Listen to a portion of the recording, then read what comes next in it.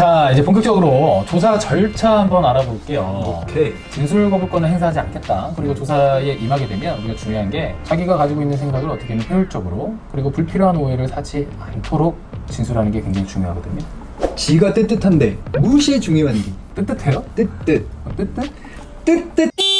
이거 한번 생각해봐요. 형, 저는 이제 카톡 주고 받잖아요. 음. 그럼 저한테 맨날 싸가지 없다 그러잖아요. 아 존나 싸가지고. 아니, 형, 전 싸가지 없지 않아요. 저는 제가 그럴 의도가 아니었어요. 근데 이제 문자가 이제 그렇게 전달이 됐을 뿐이죠. 오해라고? 네, 오해입니다. 형, 항상 저는 형을 사랑해요. 문자가 나빴네. 네, 문자가 나빴지. 그래 근데 안변말처럼 말하는 거랑 보고 말하는 거랑 글로 읽는 건 좀 다르긴 하겠다. 그쵸. 우리가 흔히 이제 같이 이렇게 대화를 하게 되면 말투나 억양 이런 걸 알 수 있지만 당연하지. 이제 글로 적혀 있는 걸 보면은 그런 게 다 전달이 안 돼요. 그러니까 특히 조심해야 됩니다. 조사받을 때 조심해야 될 것들을 한번 알아보도록 하시죠. 먼저 물어보는 질문을 좀 정확히 이해하고 그에 대한 답변을 명확하게 해야 합니다. 그 무슨 뜻이야? 뭐 네. 질문에 대한 답변을 해야 한다? 바로 이제 좀 대답하기 어려운 부분이 있을 수 있잖아요. 그렇지. 예, 우리가 흔히들 그렇거든요. 이제 훅 하고 질문이 들어오는데 뭔가 약점이 좀 있어. 그러면 바로 대답을 못 하게 돼 있어요. 설명을 하려고 하죠. 에이 그거 근데 뭐 설명이 아니라 변명 아니야? 그래서 변명을 하게 돼요. 근데 그런 변명을 하더라도 이걸 서두에 하는 것보다는 그거 이제 질문 들어온 거에 대해서 대답을 먼저 한 다음에 이 부분 제가 더 드릴 말씀이 있습니다 라고 얘기를 하면 뭔가 이거에 대해서 좀 설명도 제대로 하는 것 같은 느낌이고 명확하게 하는 그런 느낌이 들죠. 뭐 예를 들면 이런 거예요. 뭐 조사관이 묻거든요. 당시에 피해자가 몸을 제대로 가누지 못할 정도로 술을 마셨느냐? 술을 그때 많이 먹고 이제 몸을 제대로 못 가눴거든. 이게 사실이에요. 뭐 그렇게 물어보게 되면 아니요, 뭐 그 정도가 아니고요. 좀 애매한 대답을 해. 저한테 이제 부축을 해달라고 하고 또 술에 그렇게 취한 게 아니에요. 이렇게 말을 하게 되는 거죠. 뭔가 엄청 없어 보이는데. 그러니까 없어 보이게 돼요. 설명을 또 이렇게 먼저 하게 되면 질문이 이어지면서 계속 다른 질문을 받거든요. 근데 그렇다고 해서 내 몸을 못 가눴어요 이렇게 바로 대답하기는 뭔가 꺼림직한 거죠. 그러네. 그런데 이러지 마시고 그냥 편안하게 얘기하세요. 네, 몸을 못 가눴습니다. 대답을 먼저 하고 다만 이제 그 부분 설명을 좀 드려도 되겠습니까? 라고 물어보고 정리를 하게 되죠. 그렇게 되면 다른 질문 안 받고 또 빼거나 변명하는 듯한 인상은 전혀 주지 않습니다. 이렇게. 조서도 정리가 잘 될 거고. 뭐 그 다음엔 뭐가 있어? 이 동일한 질문이 반복될 수도 있습니다. 아 진짜 왜 물은 걸 또? 물었던 거 또 묻고 또 묻고 뭐 쉬었다가 또 한참 다른 거 질문하다가 또 묻고. 그러니까 피곤해. 왜 근데 그렇게 물은 걸 또 먹고 그러는 거야 도대체? 이제 먼저 액면 그대로 말씀을 드리면 조사관이 이제 조사하기 전에 시나리오 같은 걸 다 짜와요. 그래? 그래서 이제 신문상이라고 그러는데 그런 걸 좀 미리 준비를 하죠. 그런데 이제 그거에 따라서 질문하고 답변을 듣잖아요. 그러면 그 답변을 또 이제 받아 적으면서 또 타이핑도 쳐야 되고 막 그래야 될 거 아니에요. 그러면 그치. 방금 들었던 말인데도 다시 묻게 되고 그런 경우가 있어요. 아 그리고 또 이제 물어보다가 이해 안 가는 부분이 있을 수 있잖아요. 그렇죠. 그러면 이제 그 부분 질문을 다시 하기도 하고. 네. 이거를 보면 이게 일종의 수사 기법으로 사용되기도 해요. 우리가 사람이 항상 일관적이지 않다 보니까 그렇지. 질문이 계속 왔다 갔다 이렇게 뭐 약간씩 다르게 갖고 받게 되면 다른 대답을 하게 되거든요. 아 이게 나조차도 헷갈리더라고. 그러니까 아. 맨날 그 헷갈리고 오는 그런 부분 유죄. 아 무죄. 유죄. 무죄. 그러니까 뭐 사람이 말을 하는데 또 중간에 말을 끊어. 그러면 흐름도 끊어지고 답답하기도 해요. 무엇보다 감정도 흐트러지게 되면 굳이 뭐 쓸데없는 말 하게 되고 괜히 또 조사도 길어지고 그러니까 이렇게 생각을 하세요. 이 사람은 모르잖아요. 내가 설명을 해준다 그렇게 생각하고 아. 반복적인 질문이 있어도 그냥 편하게 설명을 해준다 이렇게 생각하시면 됩니다. 그러세요. 내일 또 조사 받으셔야 되니까. 다음엔 뭐가 있어? 다음에요. 요거 한번 말씀드려볼게요.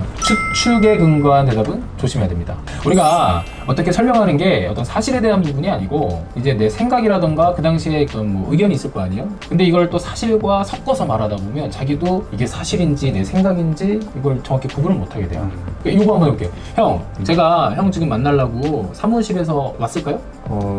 아마도 이렇게 쉽게 걸려들어요. 이게 모르잖아요. 형, 나 어디서 왔는지 아까 뭐 못 들었잖아요. 그렇지. 그렇죠? 그럼 모르겠다는 게 답이에요.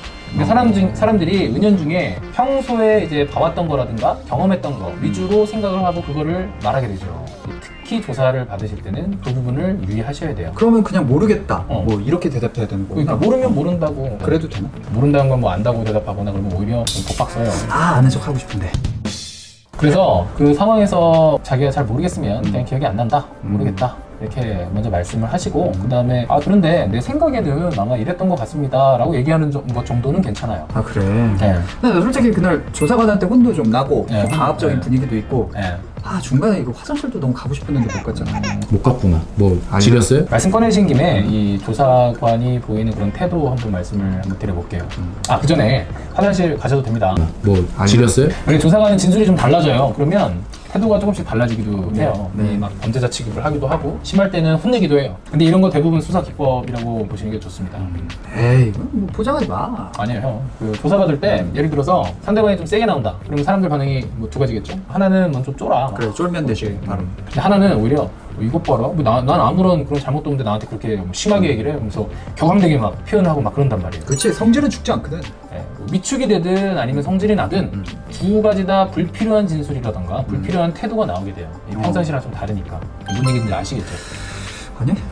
이해가 잘 안 돼요? 야! 너 학교 다닐 때 공부 못했지? 나 겁나 잘했거든. 나 별명이 똘똘이 스머프거든. 얼마나 똑똑해 보여. 장난 아니거든. 이 새끼한테 입만 벌리면 거짓말이 자동으로 나와. 일단 똘똘이 스머프는 뻥이죠. 내 형 옛날에 아는데 내가 똘똘이 스머프라는 얘기를 들었던 걸 내가 본 적이 없어요. 너 드래그를 너 손바닥으로 하고 싶냐? 너 손가락 다 없어져가지고. 예, 그러니까 사람이 이렇게 좀 흥분하잖아요. 그럼 쓸데없는 그렇지, 말을 하게 돼 이렇게 있어요. 흥분하게 되지. 예. 그렇지. 뭐 못했냐 이렇게 물어보면 그냥 아니라고 하면 되거든요. 근데 뭐 똘똘이 스머프라거나 굳이 할 필요 없는 사실입니다. 그런 얘기를 하게 되면 조사도 길어지고 특히 아까랑 같은 논조로 이게 조금이라도 변명처럼 들린다. 변명 그래. 네, 그러면 이거 조사가 계속돼요. 사건과 관련해서 굳이 하지 말아야 될 것들을 굳이 말할 필요가 없는 거예요. 그럼 나 지금 화장실 가도 돼? 그럼요. 지금 가져도 돼요. 가서 담배도 한 대 피우고 오세요. 나 담배는 안 피는데? 저번에 폈잖아요.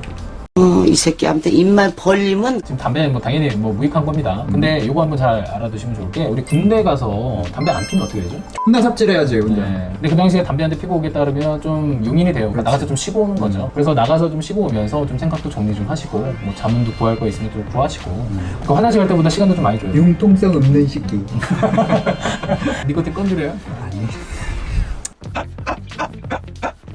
그리고 메모하세요. 이제 메모? 메모할 수 있어요. 이제 옛날에는 자기는 물론이고 옆에 조사 동석하거나 참관하던 변호인도 메모를 못 하겠어요. 지금은 누구나 편하게 메모를 할 수가 있어요. 이거를 자기 변호 노트라고 있거든요. 그거 어딨어? 자기 번호는. 수사 받으시면서 요청을 하셔도 되고요. 그리고 좀 미리 좀 준비하고 싶다 그러면 제 블로그에 올려놨어요. 대놓고 블로그 홍보하는 거네? 네, 저 주소 좀 알려주세요. 이웃이잖아요. 주소는 페이퍼 영어로 그냥 치셔도 되고요. 뭐 인사철리 뭐 이런 거. 좀 성의 좀 제대로 좀 알려주세요. 네이버에서 우리 안면을 검색하시면 블로그를 볼 수 있고요. 거기서 뭐라 그랬지?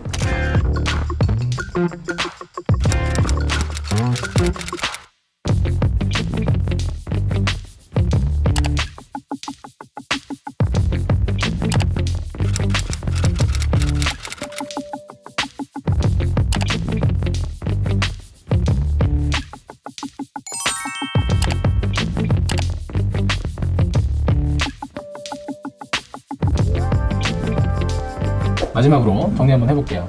우리가 조사를 시작할 때 진술 거부권을 행사할 수 있고 변호인의 조력을 받을 권리가 있다라고 하는 거를 고지를 받았는지 먼저 확인하시고요. 거기에 대한 권리도 당연히 행사를 하셔야 되겠죠. 일단은 조사가 시작이 되면 질문에 대한 답을 먼저 해야 됩니다. 정확히 질문을 이해하고 답하자. 질문이 반복된다거나 조사관 태도가 약간 뭐 힐난 뭐 내지는 좀 싸나워 그렇다 하더라도 전혀 개의치 마세요. 그리고 추측성 대답도 금물입니다. 휴식 시간도 꼭 달라고 하자. 메모도 할 수 있다. 안 보는데도 바로 했는데 좋은 거네. 근데 오늘은 여기까지만 하면 안 되나? 나 오줌 내고.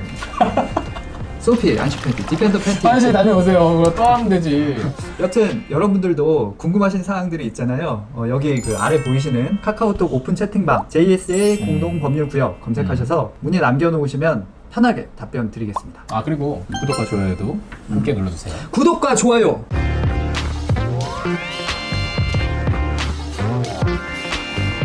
화장실 안 가냐?